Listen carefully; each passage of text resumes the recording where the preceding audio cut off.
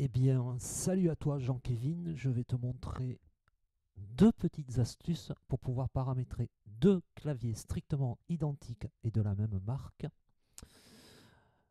pour jouer de ton orgue préféré en VST,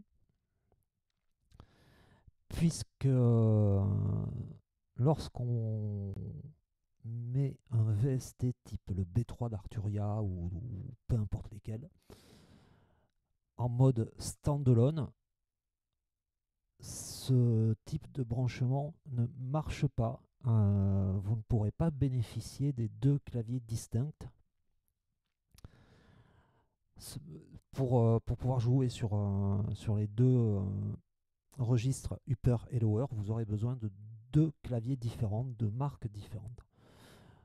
Puisque si on prend ce type de configuration, donc je le rappelle avec deux claviers strictement identiques, là en l'occurrence c'est deux Kelab 61 essentiels de chez Arturia,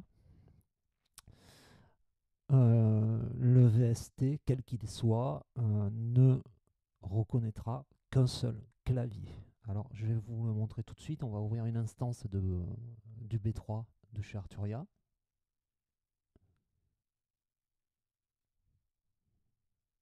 Voilà. Donc, j'ai ici mes claviers qui sont bien reconnus.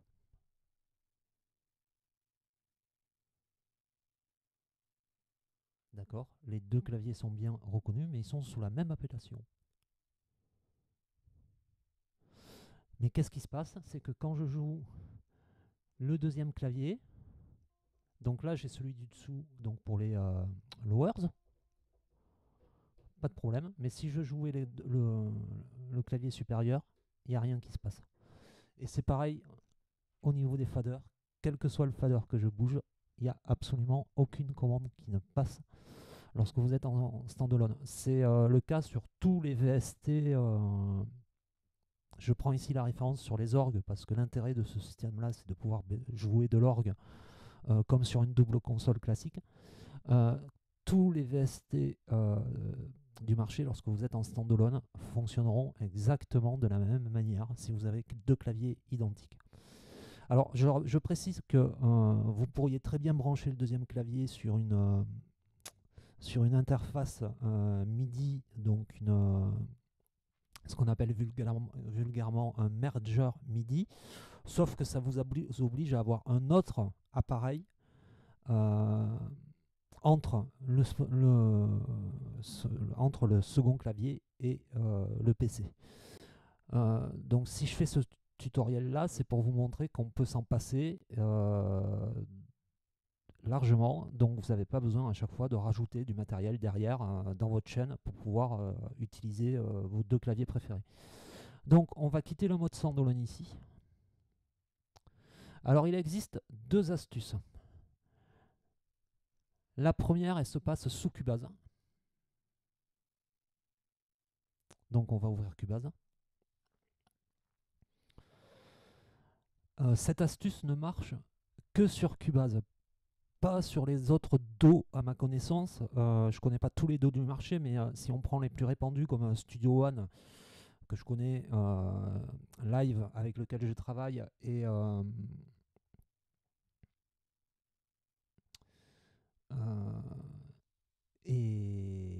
Logic,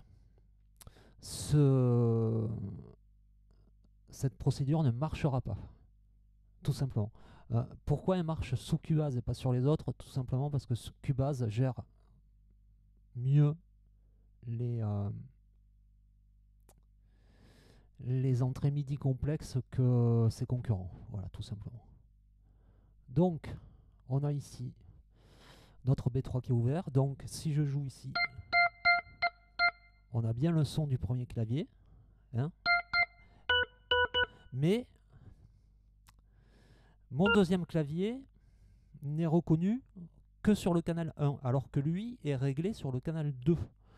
Parce que je vous rappelle également que dans les réglages ici, pour les orgues, vous devez, si vous voulez jouer les deux claviers séparément, ils doivent être bien évidemment réglés sur deux canaux MIDI séparés. Hein. Donc là, on les a ici en séparé, MIDI channel upper canal 1, lower canal 2. D'accord? Donc, par contre, Cubase ne prend le deuxième clavier en compte que sur le canal 2. Que sur le canal 1, pardon. Même si vous réglez ici votre channel, donc ici j'ai bien sur mon Cubase avec ma piste qui est réglée sur All MIDI Input. Donc si ici je règle mon channel sur le canal 2, toujours pareil, je n'aurai que le canal 2 qui sera actif. Alors sous Cubase, si je veux jouer sur les deux, vous voyez des petits trucs qui s'affichent, mais parce que j'ai un bug de commande, il faudra que je le règle. Je n'ai pas trouvé lequel c'est encore. Si vous voulez jouer sur les deux claviers séparés, il faudra ouvrir une piste MIDI.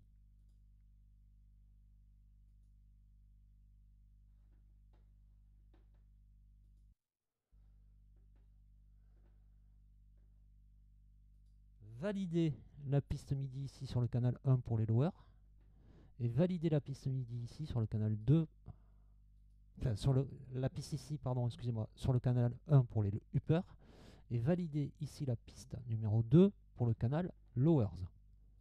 Et là, normalement, si je me suis pas trompé, et on a encore un bug de commande. Alors,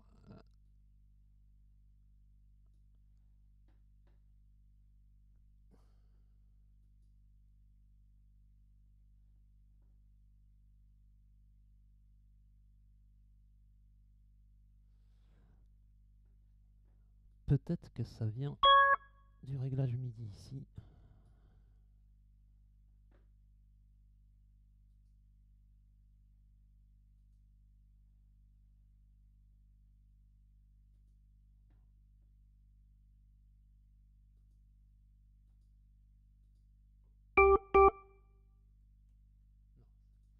Ça n'a rien à voir. Alors là, en l'occurrence, donc on a toujours ce bug de commande sur Cubase. Ça, c'est l'astuce. Ouvrir une piste MIDI différente, c'est l'astuce qui va vous permettre de pouvoir jouer des deux claviers sur les autres DAW comme Ableton, comme Logic, comme Studio One.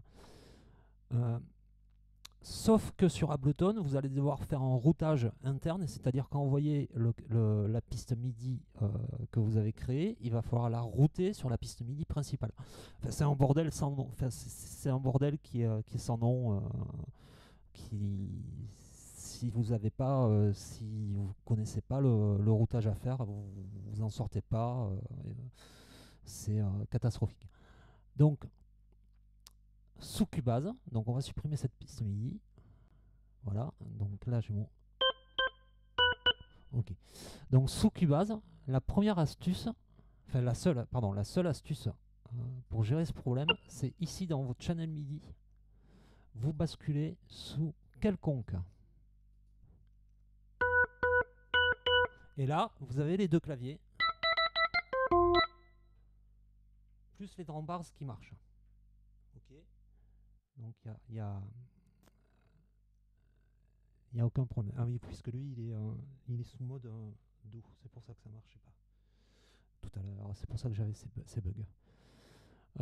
Donc voilà, là vous pouvez absolument commander les deux claviers indépendamment sur une piste.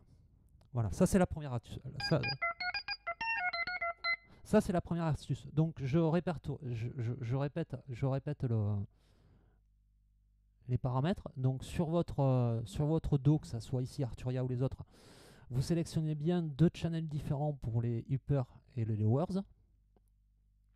Et sous Cubase, uniquement sous Cubase, vous vous mettez ici en quelconque et pas sur le canal 1. Donc ça c'est la première astuce. Alors on va quitter Cubase. Non. Et maintenant, je vais vous faire part de la deuxième astuce parce que évidemment, tout le monde ne dispose pas de dos. Donc pour ceux qui n'ont pas de dos, si vous voulez en profiter en mode standalone, comme je vous ai montré sur Cubase, alors il existe une astuce qui est toute simple, c'est de passer par Complete Control. Complete Control est disponible sans avoir de clavier Complete Control. Vous pouvez très bien l'ouvrir sans avoir le clavier. Voilà, donc on va l'ouvrir. Hop, je vais vous le mettre là. Alors lorsque vous ouvrez le Complete Control, qui est disponible, gratuitement sur Native, lorsque vous ouvrez le Complete Control, vous arrivez sur cette page-là. Alors je vais la réduire pour que tout le monde y voit bien. Donc l'avantage avec le Complete Control, c'est que tous les softs Arturia sont compatibles au fichier NKS, donc il n'y a aucun souci. Donc là, je charge mon V2. On va réduire ici le chain. Et ça, on s'en fout aussi. Voilà, donc là j'ai mon clavier. Je n'ai absolument touché à aucun réglage ici. Et j'avais désactivé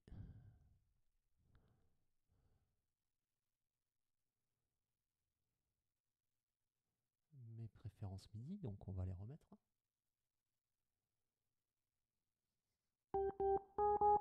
Et voilà, sans manipulation, puisque le Complete Control s'est ouvert en mode défaut.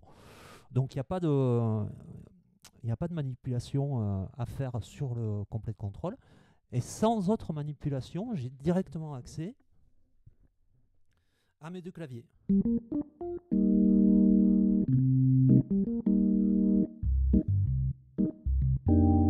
Avec mes drum bars.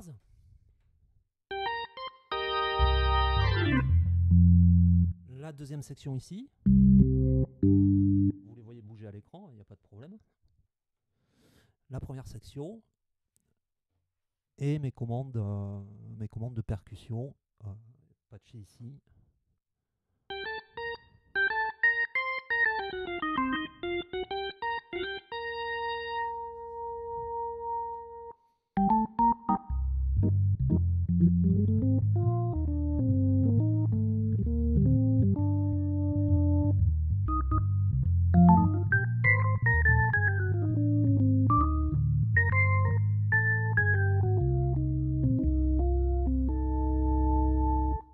Voilà. Tout simple. Donc, si vous voulez profiter de ce type de système-là sur ces patchs d'Orgamon, ou de n'importe quel orgue d'ailleurs,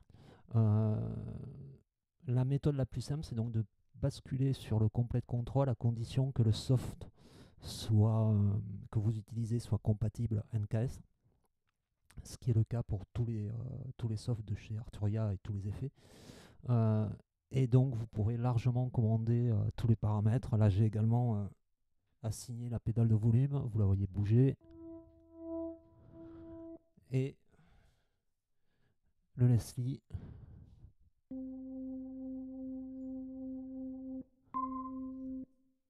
Ça sera peut-être plus flagrant. Voilà, donc c'est un système qui est super simple, mais si tu connais pas, tu sais pas. Donc je vous souhaite une bonne journée à tous et à une prochaine fois pour un nouveau tuto pour Jean-Kévin. Au revoir à tous.